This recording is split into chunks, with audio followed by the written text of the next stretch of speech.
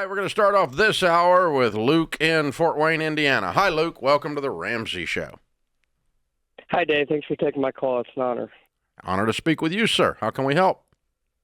So I was calling to get some advice because I'm getting married in 6 months and moving out of home from my parents, and I'm wondering what you would advise as kind of like a nest egg or just a small.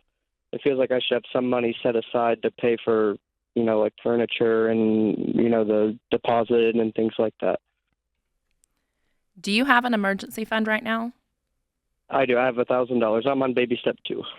Okay, wonderful. Well, Dave, I am curious how much beyond the deposit. So you have your deposit for the apartment.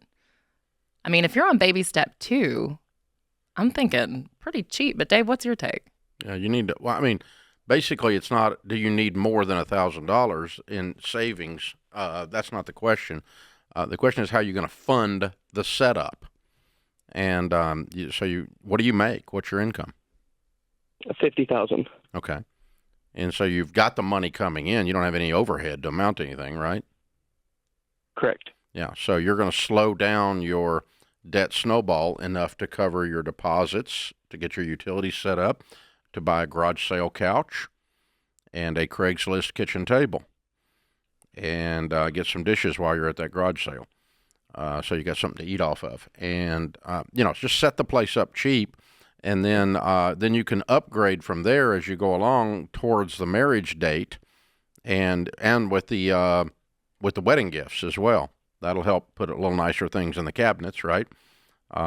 Get you a toaster and whatever else you got to have there, right? So, but the big things you're going to have to do is avoid just go retail. Spend $12,000 on furniture. You're not going to do that. You don't have $12,000. Well, Sure. I think you really need to go in with like a frugal mindset, right? Rather than asking the question like, how much, should I have in a typical scenario? It's like, how cheap can we do this in a way that we still get to live in a place that's not, a terrible spot, but how can we save the most money in this situation? I mean, talk to the apartment complex, find out what your deposit is, or what that is, what your first month's rent is.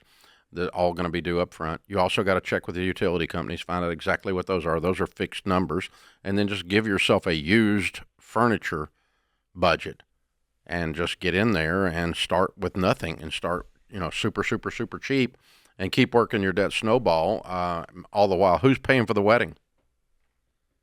My family. I'm paying for a little bit of it. I've already paid for the honeymoon, but the wedding isn't much of an expense. I'd say less than probably $500 is what I'll pay.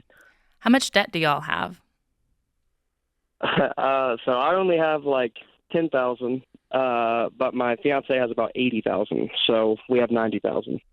Well, there's not a we yet. After you're married, we have 90,000. But yeah, right now she's paying hers, you're paying yours until the actual wedding occurs, and then we combine everything and we attack from there.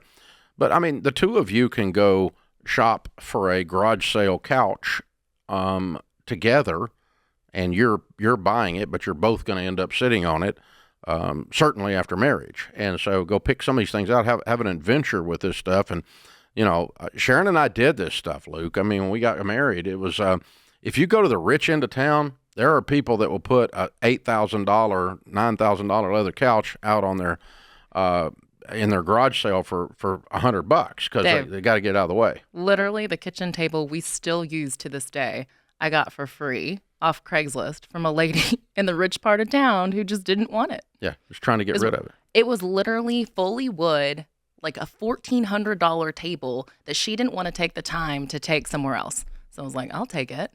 And it does make me think of that season when we were first married, when I was first getting out in the world. Even with apartments, I would lliterally just refresh apartment websites trying to find deals. So I had my eyes set on this really nice apartment that was, I'm going to date myself a little, in Nashville. It was $900 a month. And I was like, I cannot afford that. I kept refreshing, refreshing. One time it refreshed and they said they had a special for $550 a month. And I jumped on it. I went in that day. So it's like I was just so hungry to find something that I could afford that it was less about, like, what's the typical apartment price? Can I afford that? I was aggressive in trying to find the best deal. turns the whole thing into a game. Yeah, it's actually it's It's fun. just a game. It's a game of how cheap can we do this, and how great a deal can we get? What kind of bargain can we get?